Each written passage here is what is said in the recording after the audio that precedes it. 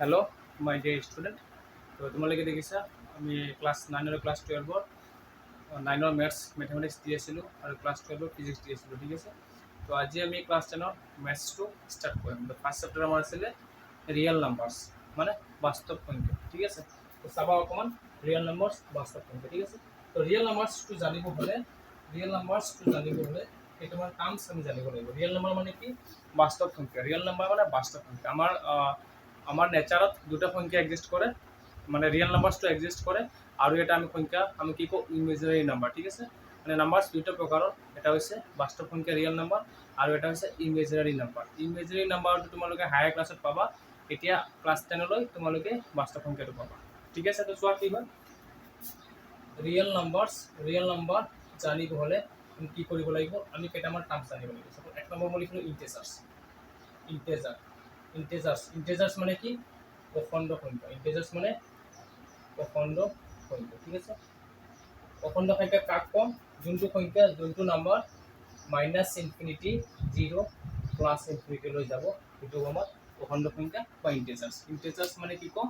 যোনটো নাম্বাৰ -ইনফিনিটিৰ পৰা 0 প্লাছ ইনফিনিটিলৈ যাব, মানে এতিয়া -1 হ'ব পাৰে, -2, +1 +2 হৈ থাকিব, ঠিক আছে। নেক্সট আমি কি লিখিম? Natural number. নেচাৰেল বা স্বাভাৱিক সংখ্যা, ঠিক আছে। স্পেলিংটো আছামিজ স্পেলিংটো চাই ল'বা। স্বাভাৱিক সংখ্যা মানে কি? যোনটো সংখ্যা আমাৰ 1ৰ পৰা ষ্টাৰ্ট হ'ব, 1 2 3 4 5 6 আপ টু ইনফিনিটি, ঠিক আছে, হ'ব। নেচাৰেল নাম্বাৰ মানে স্বাভাৱিক সংখ্যা, ঠিক আছে। নেক্সট লিখিম আমি হোল নাম্বাৰ, মানে পূৰ্ণ সংখ্যা। ঠিক আছে। হোল নাম্বাৰ বা পূৰ্ণ সংখ্যা ক'ৰ পৰা ষ্টাৰ্ট হ'ব? 0ৰ পৰা 1 2 3 4 5 6, ঠিক আছে। পূৰ্ণ সংখ্যা কৰি যাব, 0ৰ পৰা ষ্টাৰ্ট হ'ব, কিমানলৈকে যাব? প্লাছ ইনফিনিটিলৈ। নেক্সট আমি লিখিম ৰেচনেল নাম্বাৰ। মানে পৰিমেয় সংখ্যা। ৰেচনেল নাম্বাৰ মানে পৰিমেয় সংখ্যা, ঠিক আছে। ৰেচনেল নাম্বাৰ মানে পৰিমেয় সংখ্যা। ৰেচনেল নাম্বাৰ মানে কি? পৰিমেয় সংখ্যা। তোমালোকে ক্লাছ 9ত শিকিছিলা যে পৰিমেয় সংখ্যা কি হয়। যোনটো অখণ্ড সংখ্যা। ইণ্টেজাৰ্ছ মানে কি? আছামিছত আমি কি লিখিলোঁ? অখণ্ড সংখ্যা, হয়নে? তো পৰিমেয় সংখ্যা কেনেকৈ আমি ডিফাইন কৰোঁ? যিবোৰ অখণ্ড সংখ্যা p/q আকাৰত আৰ্হিত লিখিব পাৰোঁ, য'ত কিউটো আমাৰ 0 হ'ব নোৱাৰে, কিউটো আমাৰ 0 হ'ব নোৱাৰে, ঠিক আছে। তাৰমানে কি লিখিব পাৰোঁ? পৰিমেয় সংখ্যা মানে কি? Any integers which can be written in the form of p/q, যিকোনো ইণ্টেজাৰ্ছ p/q ফৰ্মত লিখিব পাৰোঁ, আৰু য'ত q is not equal to 0। Example যদি মই কওঁ 5/10 -9/16, এইখিনি আমাৰ ৰেচনেল নাম্বাৰ, পৰিমেয় সংখ্যা। কিন্তু মই যদি কওঁ 191/0, এইটো আমাৰ পৰিমেয় সংখ্যা নহয়, কাৰণ তলত 0 আছে, আৰু আমাৰ তলত ডেফিনিশ্যনো কৈছে 0 হ'ব নোৱাৰে, ঠিক আছে। নেক্সট মই লিখিম ইৰেচনেল নাম্বাৰ, অপৰিমেয় সংখ্যা। ইৰেচনেল নাম্বাৰ মানে অপৰিমেয় সংখ্যা। অপৰিমেয় সংখ্যা কি হ'ব? যোনটো সংখ্যা p/q আকাৰত আমি লিখিব নোৱাৰোঁ, আৰ্হিত লিখিব নোৱাৰোঁ, য'ত আমাৰ কিউটো আমাৰ 0 হ'ব নোৱাৰে, কিন্তু p/q আৰ্হিত লিখিব নোৱাৰোঁ, সেইটো হ'ব আমাৰ অপৰিমেয় সংখ্যা বা ইৰেচনেল নাম্বাৰ। কি হয় চোৱা, এক্সাম্পল কি হ'ব পাৰে চোৱা, যেনেকৈ √2 আমি কি পাম? 1.414 গৈ থাকিব, ঠিক আছে, ফেক নহয়। আমাৰ ভাগফলটো আমি ভাগফল কৰিলে ফেক নহয়। √3 1.731 চামথিং আছিলে, ভাগফল কৰিলে ফেক নহয়। তাৰপিছত আমি লিখিম পাই মানে আমি চবেই জানো পাই মানে কি? 22/7 ভাগ কৰিলে 3.14 হৈ থাকিব, ফেক নহয়। তো সেইটোৱে আছিল আমাৰ ইৰেচনেল নাম্বাৰ। তো এই গোটেইখিনি নাম্বাৰ যেতিয়া আমি লগ কৰি দিম, আমি কি পাম? বাস্তৱ সংখ্যা পাম, ৰিয়েল নাম্বাৰ। তো ৰিয়েল নাম্বাৰৰ ডেফিনেশ্যনটো বুজি পাইছা? ৰিয়েল নাম্বাৰ হ'বলৈ আমাৰ কি হ'ব লাগিব? ইণ্টেজাৰ্ছ হ'ব লাগিব, নেচাৰেল নাম্বাৰ হ'ব লাগিব, হোল নাম্বাৰ হ'ব লাগিব, ৰেচনেল নাম্বাৰ হ'ব লাগিব, ইৰেচনেল নাম্বাৰ হ'ব লাগিব। ৰিয়েল নাম্বাৰ বাস্তৱ মানে সংখ্যা, মানে যোনটো সংখ্যা এক্সিষ্ট কৰে, সেইটোৱে ৰিয়েল নাম্বাৰ। যোনটো সংখ্যা আমাৰ এক্সিষ্ট কৰি আছে, সেইটোৱে হ'ব আমাৰ real numbers, okay. Any numbers which is existing, that is called our real numbers, হয় নহয়? এক্সিষ্টিং হ'বলৈ এইখিনি নাম্বাৰ হ'ব লাগিব। অখণ্ড সংখ্যা হ'ব লাগিব, স্বাভাৱিক সংখ্যা হ'ব লাগিব, পূৰ্ণ সংখ্যা হ'ব লাগিব, পৰিমেয় সংখ্যা হ'ব লাগিব, অপৰিমেয় সংখ্যা হ'ব লাগিব। ঠিক আছে, বুজি পাইছা? যদি আমি নেক্সট পাৰ্টটোত লৈ যাওঁ। অ'কে,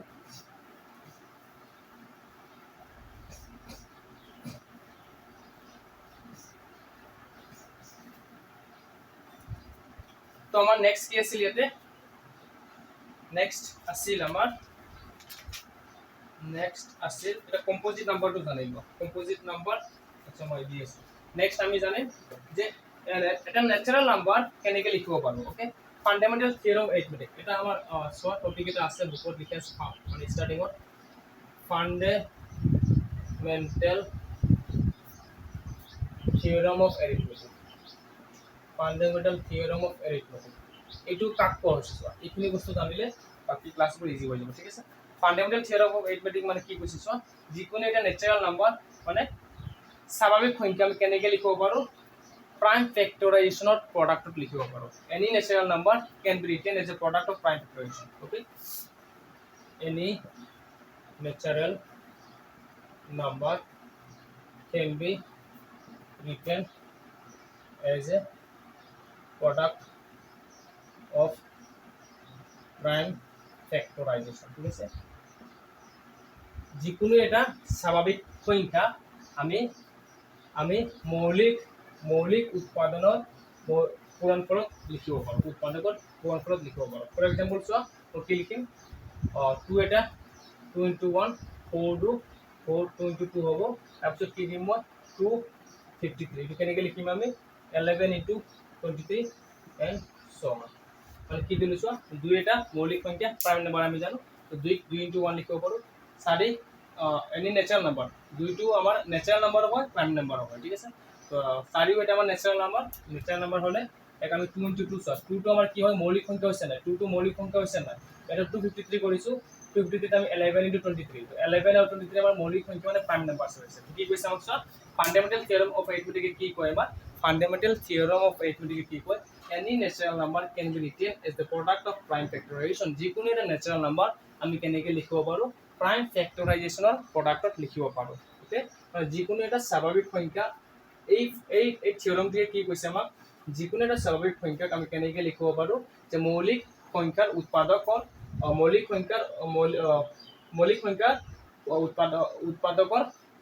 পূৰণফলক লিখিব পাৰোঁ। ঠিক আছে, মৌলিক সংখ্যাৰ উৎপাদকৰ পূৰণফলক লিখিব পাৰোঁ যিকোনো এটা স্বাভাৱিক সংখ্যা। ঠিক আছে, বুজি পাইছা? তো নেক্সট মই আৰু এটা এক্সাম্পল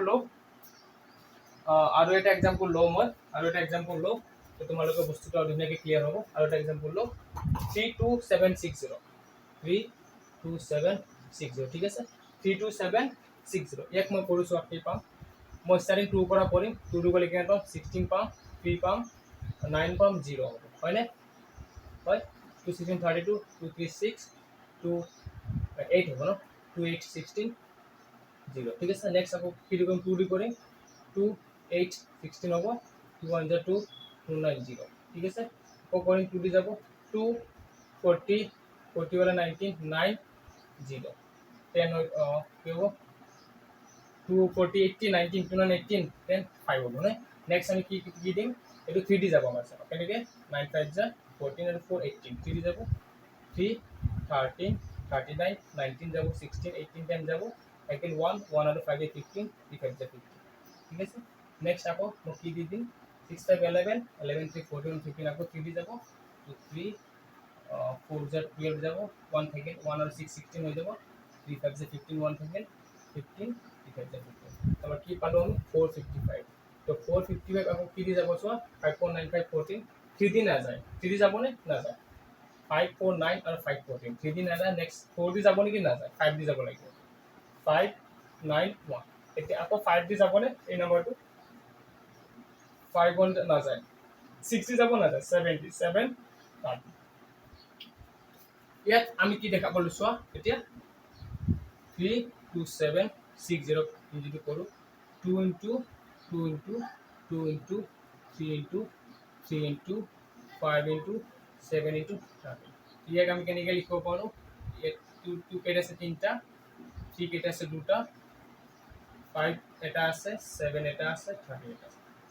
আমাক কি কৈছিলে, any natural number can be written as a product of prime factorization হয় না এটো তো natural number হয় না ইয়াক আমি prime factorization or product লিখিব পাৰো সো এটা 2 এটা prime number 3 এটা prime number 5 এটা prime number 7 এটা prime number 30 এটা prime number ঠিক আছে হ'ব বুজি পাইছা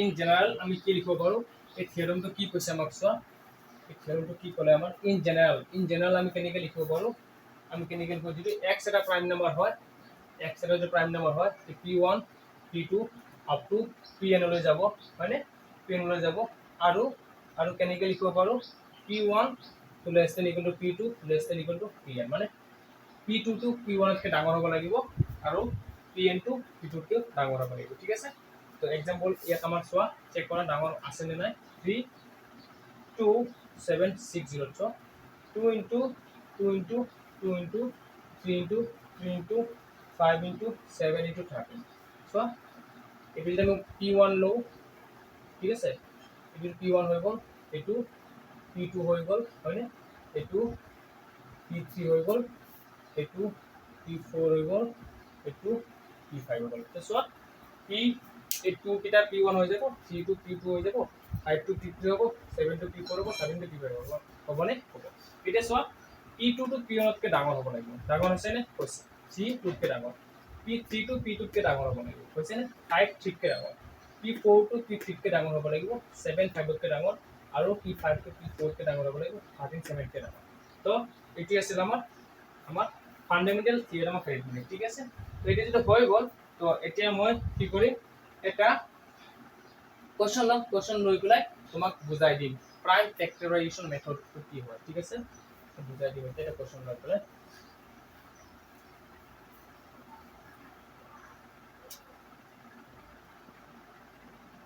প্ৰাইম ফেক্টৰাইজেশ্যন মেথড মৌলিক উৎপাদক বিশ্লেষণ বুলি কয় ন অসমীয়াত অলপ চাই ল'ব লেংগুৱেজটো find the LCM and HCF কোশ্চনটো কি কৈছে আমাৰ find the LCM and HCF of কি কৈছে 6 and 20 6 and 20 by prime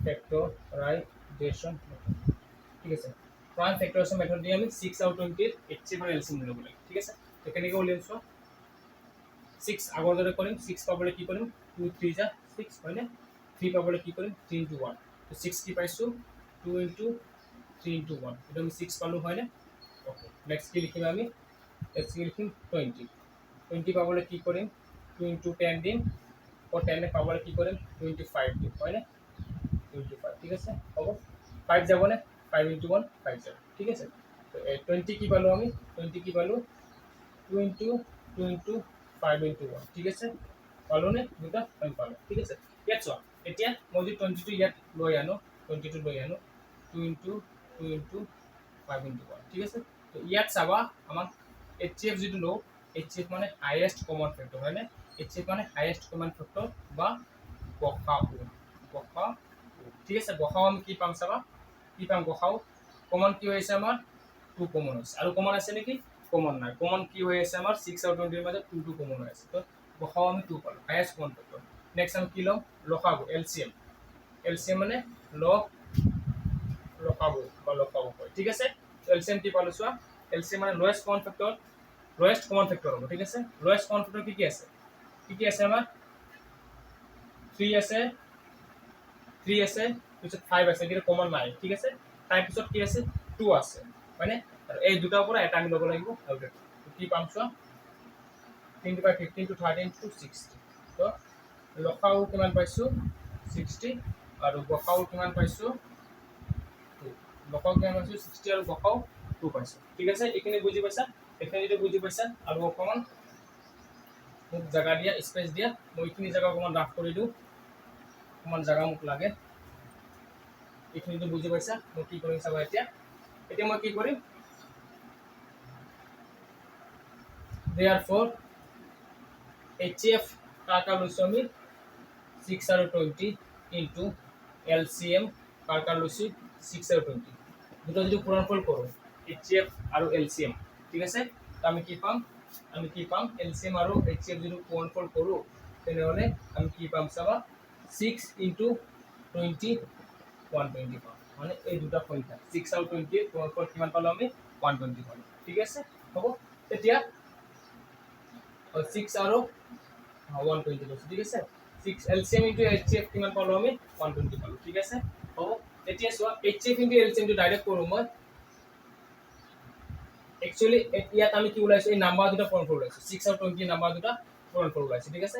এই নাম্বাৰ দুটা পূৰণফল কিমান পাইছোঁ 120। এতিয়া যদি মই HCF গসাগু ইনটু লসাগু LCM গসাগু ইনটু লসাগু কৰোঁ যদি কি পাম 2 × 60 120 পাইছোঁ। মানে গসাগু ইনটু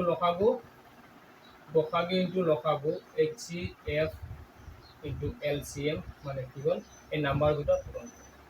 HCF ইনটু LCM মানে কি হয় এই নাম্বাৰ দুটাৰ পূৰণফল। এই নাম্বাৰ দুটাৰ গসাগু আৰু লসাগুৰ পূৰণফল হ'ব, নাম্বাৰ দুটাৰ পূৰণফল সমান হ'ব, ঠিক আছে? বুজি পাইছা? তো ইয়াৰ পৰা কি আমি গম পালোঁ যে আমি কি বুজি পালোঁ ইয়াৰ পৰা আমি কি লিখিব